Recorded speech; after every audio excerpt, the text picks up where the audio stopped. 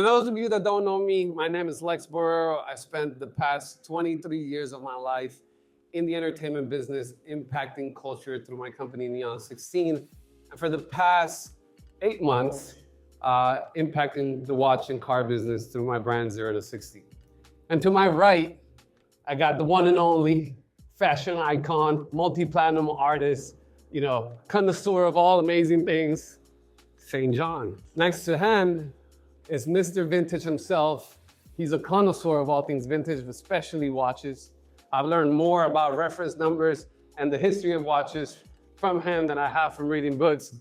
Give it up from Adam Golden from Menta Watches. He's also vintage, the white hair gives it up, it's okay. And last but definitely not least, he's my co-host in today's panel. He is a Renaissance man changing the way that watch media looks, feels, and touches culture through his podcast, the Wrist Check Pod, and his amazing company, Super Niche, because it's not just cool to be niche, you gotta be super niche, super to be niche. Perri Dash. So to kick off this panel, I think it's only right to ask, Perri, when was the first time you realized that artists were becoming the new tastemakers in the watch world? That's a great question. I think obviously it goes back to like my connection with hip hop and like going to seeing some of these artists that I adored, wearing Rolexes and J&Os and stuff like that. And I think as even they began to mature, you started seeing them play more of a pivotal role in the watch industry and in the landscape. I think back to like an interview that Praz did, Brazil Dinky, and just how that kind of impacted me. And having someone like Praz on that platform and to see someone like him at the later part of his career talk about watches, his watch collection, to really made me look at things a little differently. And I realized, man, they're like, hip hop is super important. The culture is super important. And when you have a guy like Praz, that is like one of those real moments where I realized, okay, things are changing. Adam, bunch of your clients, we won't mention any names for their privacy, are musicians, are celebrities.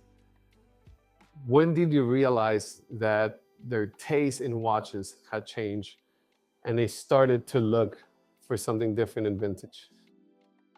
We actually get a good healthy mix of vintage and modern. I've been noticing a lot of these guys though, you look at John Mayer, all these guys, GZ, etc., all these guys, vintage and modern, but they want something special. They don't want what everybody else has. They want something that speaks to them. It's really got to be unique. But there's been a big shift in terms of like buying just whatever Rolex or AP or Patek comes off next versus something that actually is some sort of substance. Like to have a question for you. Just getting your background in the music industry and use a watch collecting, how do you think cultural credibility differs from commercial visibility? Damn, I gave easy questions. You just threw a hard one. Here's the difference, I think. When an artist endorses a product, and you can relate to this, what you get is visibility for the brand. When an artist lives the product, what you get is the cultural impact. And that's very different. You can pay an artist, and we do tons of deals where I've brokered an artist deal to wear something or to drive something, and that artist might engage for the money, do the post, do whatever they have to do. You get the visibility. You might get a couple people that say, great, I follow this artist, he likes this thing, I'll go buy it.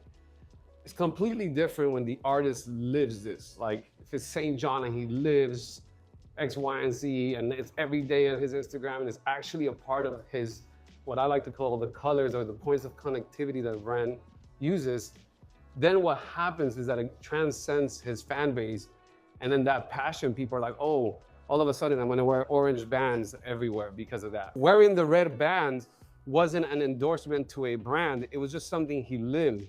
And all of a sudden people asked for red bands because they found it, oh, this guy is cool enough to do that, I wanna do it. He probably, and you've seen many celebrity endorsements where, maybe 1 or 2 people might go see it, but it doesn't become a trend, it doesn't become anything. As a matter of fact, most celebrity endorsements don't work. Historically don't work because they don't connect to the essence of the artist. And what makes an artist is that they have the courage to showcase an emotional part of their lives that we don't. And so when an artist writes a song and you connect with it because it speaks for you. And so to me, the right kind of partnerships and the ones that actually work is where the colors or the points of connectivity of the artist actually resonate with what the brand is trying to do in comparison to just getting a check and seeing that happen. But in your experience, I'm talking for you. I'm talking from the deal making side. What actually makes a proper artist partnership? For you, what has worked really well? What should brands be talking to you or someone like yourself about how the partnership should work? And contrary to that, which has been partnerships, you don't have to mention the companies, that it hasn't worked out for you and the relationship has not been fruitful neither for you or for the brand? I think it's almost a bit simple. In a modern iteration of how relationships work, they're measured by deliverables. In exchange for me to participate in this, like let's say I want this car, I want this watch, and then there's these deliverables. I post this, I show up at this event, I do this X amount of times for this result. You can't measure a marriage at deliverables. And partnerships are short-term or long-term marriages. They have to be measured in how you manage to love. I love this and you love this, and in exchange, let's just see how far we can go. And it can't be short-term and short-sighted. You can't wait until an artist is at their peak to try to negotiate a relationship. It has to be based on a natural maturation or natural inclination. I genuinely love it. It has to be a responsible relationship or it just doesn't work. If I give you whatever the deliverables are, whatever the ask is, that won't convert into a metric of success for you. You want me to live in it. You want me to go talk about it when you and I aren't even talking. Because that's the truth. You need it to be a part of my identity, not just a part of my information. I think to your credit thing, you're absolutely right. You know, you look at, for example, John Mayer is a perfect example. He lives AP. You know, he loves that brand, collects it, you know, not just the new stuff. And everybody knows it, you know, and he's always willing to talk about it, I feel like, on video, you know. So to your credit, you're absolutely right. Like, it's not a matter of like, oh, what is he going to do for AP? What's he going to show up for? You know, the guy lives the brand, and it's evident every time you watch him. At what point does visibility cross into overexposure, right? Like, how can brands avoid diluting artists' story and the brand's legacy? I think we could both answer this from two different perspectives. This happens to a lot of brands, right? So what you'll typically do, and it's okay when you're delivering a multitude of products in different categories. Like if you're a Shark Ninja, you're doing a blender, and you're doing a hair thing. But when you're doing watches, or when you're doing one car, when you're doing one sneaker, what happens is when you don't take the time to tell the story of one artist and how that artist really lives it, which is something Nike does really well, right? They're never selling you sneakers. They're selling you what the athlete does great, and he just happens to wear Nike. But what you'll see happen with a lot of brands is they'll try to do 4, 5, 6 different celebrity endorsements. And so if I'm the target audience that you're trying to hit, I can't resonate with the messages, because the truth is the chances of me liking all 5 of those artists, very rare. Like I'm connecting with SaintJhn's story, and I want to live that story, and I want to grow with him, like he just mentioned, in order to connect with that. So what ends up happening is you create mass visibility where, fine, you have Ronaldo, you have this person, everybody wearing the brand, but yet it's still nobody cares because there's no connectivity. People connect. If you think about human emotion, and even the people in this room, in the conversations I've had, people love cars, they love watches, they love fashion, they love friendship. And you normally are talking to people every day that love at least 3 points of connectivity with you. So when you're trying to attach yourself to a brand, or even how an artist communicates to an audience, like they say that the worst enemy of an artist is the ability to do it all. Like you need to find conversation with one audience and super serve that audience before you move on to the next. So with brands, to me, is the same thing. You can create over visibility, which celebrity endorsement will give you, because now you have a bunch of balls eyes and you have the newsworthy story, and yet connect to no one. And you've seen that in the watch world and in other businesses where a brand has high level endorsements and they still can't sell. I think it's a good question for you too, though. I think brands and artists, they share a synergy where it has to be born from an authentic storyline, right? Because the brand ends up being the inanimate version of a living being where the story carries on and becomes timeless. I think you gotta be willing to cut all the time, even when it's working. I'll give you a personal example. I'm a musician and I produce songs and I create vinyl. So my first 2 bodies of work, I made a very limited amount of vinyl. Let's say I made 2,000, 3,000, 5,000 pieces of vinyl, and I sold them for whatever the cost was, $30. And then I stopped it. Finite. Those same vinyl pieces are reselling for $2,000 a piece because I refuse to reissue them. Because I believe in the process that you needed to be there at the time to capture the loan. Similarly to the 5711, where they cut that off because of how it was operating on the gray market. There's been nothing up as we believe in protecting the product, protecting the integrity of what we created. So we can't allow it to be stayed, dismissed, and stretched beyond what our storyline really means to us. I think you got to believe in a story enough to say, it's one of your moments. How you seen Mansoder impact your business and the clients you talk to? Yeah, I mean, I think there's nothing wrong. First of all, let me just say this: there's nothing wrong with buying a commercial watch. Like a Royal Look, still a Royal Look. I still love them. But we're seeing a lot of young collectors, celebrities, everybody really, that are gravitating towards history or a story or something interesting, let's say from like an independent watchmaker.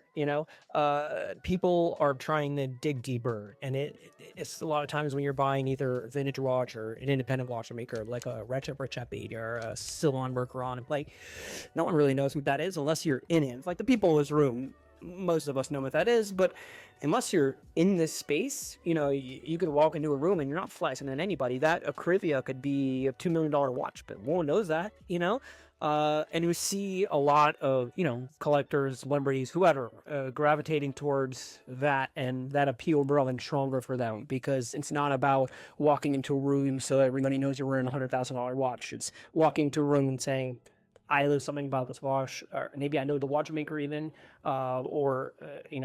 it's kind of like stealth wealth. There's a lot more appeal, especially the watch is growing more and more popular in, popular culture and the mainstream. There's like a very big, very different, for sure. I got a question for the group. And Adam, you and I have had this conversation before, collaborations, right? So Perri, from your POV, collaborations and the difference between when an artist actually gets to engage in the design and when their name is just stamped and they change the band and a quick color and kept it moving. What are your thoughts about that?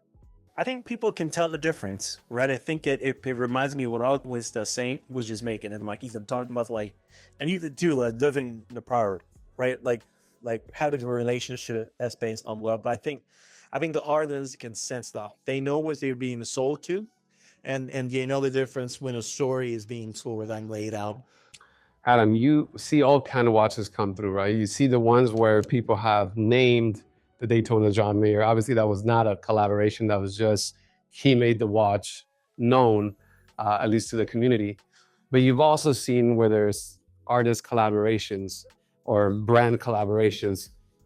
How does the price differ from when the artist has been passionate, he just happened to show a John Mayer of Daytona, to where it's been some sort of collaboration with a brand or something like that? Well, and speaking of John Mayer, yes, you're right. The Daytona was not by Rolex called the John Mayer Daytona. It was just his association with that model. But AP did a collaboration with John Mayer for a perpetual Royal Oak based on a model that he loved from the past. And that model obviously goes for quite a bit above the retail price and is one of the most desirable watches on the market. And I think a lot of people, obviously, because it's a beautiful watch, they want it, and the association at John, they want it. But I think the story really helps move the needle on that one. It's also like, Travis Scott that did the AP with, that did a watch with AP. Similar, he kind of designed it in his own character.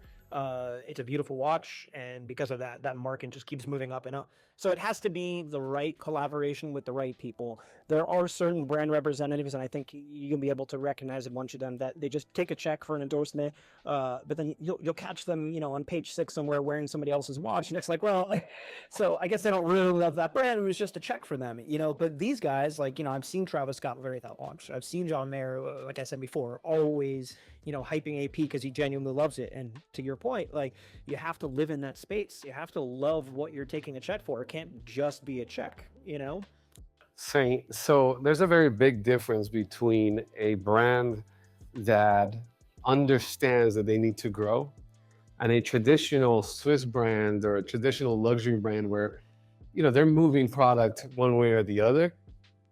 What is the right way to approach? And I ask that because there's the famous Nike Michael Jordan moment, right? Like him not taking the first deal and obviously becoming a billionaire.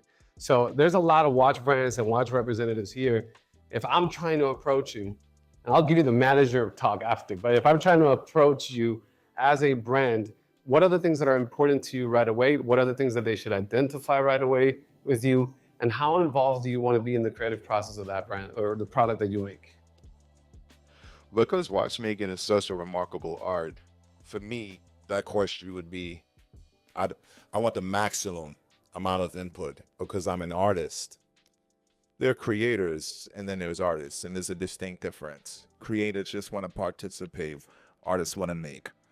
And so I want to completely be involved in a really comprehensive way. And one of the key ways to get me interested is by telling me how long we can be in a relationship. Because if the relationship is long-term, then you're telling me you believe in what I believe in, and I believe in what you believe in. We have the same core values and how we measure time. So we've heard the songs, right? A lot of us in this room, if you grew up, loving music over the past 20 years, you've heard Jay-Z mention AP for the first time. You heard what hip hop did for Jacob, and the fact that Jacob now is, extremely respected not only as a jeweler but as a watchmaker, but how that started. When you look at modern culture, right, and when you look at the fact that music is fast, it's now, and it's hard to catch people's attention, what do you think is more efficient in selling a product? Is it the artist actually mentioning the watch brand in the song, or is it the artist living it every single day? Kind of the watchmaker tells the artist's story. What you tend to see happen is the watchmaker integrates the artist into their story. But just imagine, it's AP is Netflix and SaintJhn is the show. You're telling the narrative. You're supporting the narrative I've already created. You're merging our histories by supporting my narrative and telling my story into your time, Marty. Yeah, I think there was obviously a lot of examples of iconic songs that we all could think of, especially in hip hop, where they're shouting out a brand. But it's really hard to make that song iconic and that line iconic. And really, I think a lot of times it's just for the watch nerds, like, oh my God, we heard him say Rolex, really shit, I think the artist really needs to live in it because if we see SaintJhn being passionate about a brand, genuinely passionate, you're going to be passionate about it, especially if you're a SaintJhn fan. Like, oh shit, SaintJhn makes AP, I must like AP too, But if SaintJhn just takes a check, and wears Rolex, so okay, it's amazing messaging, So I think the artist association with a particular brand is stronger than maybe just one iconic line in a song. How can a brand drive sales through storytelling? And I want to touch this on each person, very personal POV. But if you had, 10 minutes to pitch a brand on how they should change the way that they're communicating to the audience and how to use music and culture, what would that be? Perri, I'll start with you. It's got to feel like the moment. I think we're in a time where oftentimes so many watches are released, it feels more like merchandising and it doesn't feel special. And, we spent some time with Parmigiani recently and we were talking about just that, where it's like, give your collectors some space to actually live with the watch. But imagine if you could create that experience simultaneously with a partnership with a really great artist. And maybe that artist is living with that watch over a certain period of time. You get to see that transform over a certain length. I think, you know, just thinking about like life cycle, like to Say's point, like living with the product. It's a tough question only because there's certain stuff that works clearly and certain stuff that doesn't. For me, the most successful to do it, even though I'm not the biggest fan of the brand, just because I specialize in vintage, is RM. And you can speak to that. Like these guys, you know, who they supply RMs or RMED, these guys are geniuses in terms of their marketing. They are making purpose-driven watches and then putting them on the wrists of maybe not the most famous celebrity in the world, but one that is a master of their craft and of their field, whether it's driving, racing, or you know, golf, whatever. Maybe it doesn't appeal to everybody, but it appeals to a very specific set of people. And those people, if they're a fan of that person, of that celebrity endorsement, they're all in. They want that. They want that Bubba Watson. You know, they want whatever watch Lando Norris is wearing. You know, they were very smart about the way they went yours and your watches. You know. To second that point, and further Terry's point, I think you have to be super niche. I think you have to be in the world of mass ubiquity was so much of everything, and we have mass visibility on every possible variation or service of anybody's anything, right? There's 1,000 ways I could say that. You have to be clear on what you believe in and who you believe in. And you can't do the dance or do the shift. You have to you got to double down on whatever that is. And I think that's to be super niche. I think it's to find artists or partners for in spaces that are delicate and specific and live there with them for an extended period of time. I think for me is the understanding of your audience. The reality is every person who can afford a $40,000, $50,000 watch is not looking for the watch. They're looking for a feeling. They're looking, like most people who buy a watch don't even set the watch. Like most people who acquire luxury don't even go into the understanding that it took, you know, hundreds of years to make a Louis XIII. They want to hold that cup or that glass because of the feeling it gives them. And so I think for brands, when you're looking at how to market to an audience, when you're doing, you know, and I've had this conversation, I don't like watch dinners because I don't think it truly tells the story of a brand the right way. But when you are looking at your consumer, you have to understand that these guys can pay for a dinner. They've gone and they bought the watches. They have the money to do things. What they're looking for, and it's what we saw in the trip that we did, was they're looking for a connection, because as you get older, you don't have the high school to go meet new friends. You're mostly spending your time working your ass off. So because you're spending your time working your ass off and not have a family, you don't have time to go make new friends the way that you used to. So you're looking for a club, you're looking for a connection, but most importantly, you're looking for a feeling. You're looking to come in and feel like you're experiencing something and you have access to something that only a few selected people have access to. And so when you think about that, you can curate the experience of that environment to match what you want the person to feel. If you want the person to feel high level of elegance, then you curate an experience that feels like even if you had money, you can't live this. And that's the thing that the music industry has that money can't buy. We have access. Like you can have all the money in the world and I have access to things that you can't buy. I can go take you backstage to see SaintJhn on a show that even if you have all the money, he'll be like, I don't care about some rich guy trying to buy a ticket to meet me. I don't care. Like, it doesn't matter. I'm a musician. I care about my art. So the access that you can give a collector in how you provide that feeling is going to go way further in your relationship to build long-term connection and long-term viability from that collector than just, you know, holding dinner or just trying to have them come to the store and buy one watch. People want connection. At this level, you want connection because money is you work your ass off to get here, and most of us still work our asses to work here. So connection and feeling are the two biggest things. And if you understand your audience, to his point of Rich Mill, if you understand RM and you're saying, okay, well, I'm going to invite you to an exclusive US Open because so-and-so is doing this, and I want you to wear my watches in a sports setting, then you curate the experience always around Sports Center. And I'm like, oh, I love sports, so I love RM, or I love whatever else the brand is trying to convey. And it's really what I see happen across brands all over different industries, but especially in the watch world. That brings up a question I want to ask you. Given your background in music and now you're playing more into the watch space and you're in the car space, we have a really unique background. I'm curious, how do brands engage in communicating to like a newer crop of collectors like us without losing like authenticity? This panel is the new face of luxury. Like, this is what it looks like. It looks diverse. It looks interaction of cultures. You have to understand what's happening. You have to understand that a lot of your consumers are spending time streaming all day, making millions of dollars to go buy your watches. They're doing content, social media content, because of that. That even the watch industry, Yanni does content, he does content, you do content, I do content. Content is king, and the reality is that the way that finance is working, the way that the world is working now with the connectivity, more than ever, this is luxury. We're a diverse group of people that want a different experience because you can buy it all. So the question is, why should you get my money?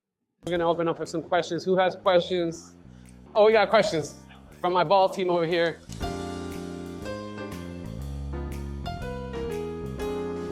Oh, just in general? Oh man, I love it. The energy is amazing. When I met the Miami Watch Club crew through Cyrus, I think initially CJ came up to New York to meet with me. And, with watches, it's kind of one of those things. Like, you meet someone over watches, immediately you become like BFFs. And you sort of have your connect everywhere you go. And so me and Cyrus became acquainted maybe 2 years ago. And he called me and he was like, hey, I want you to meet some people that are coming up to New York. And I was like, yeah, of course. Like, for your friends, and I call my friend, and these are my new friends, you make time, which is funny because we're into watches, you make time. But no, I mean, this is like a second home for me. And me and Lex are talking about moving me down here, so we'll figure it out.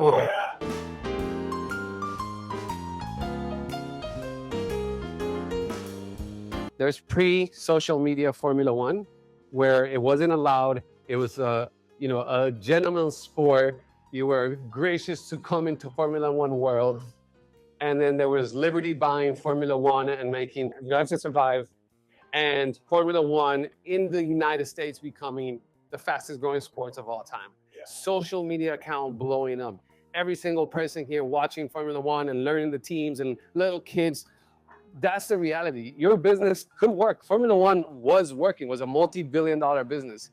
But if you compare it to today, it's crumbs to what Formula One has become, what is becoming. The rice deal they just did with Apple, read the news, is massive.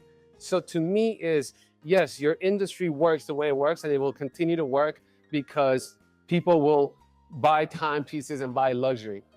The difference is, do you want to be Formula One now, or you want to be Formula One then?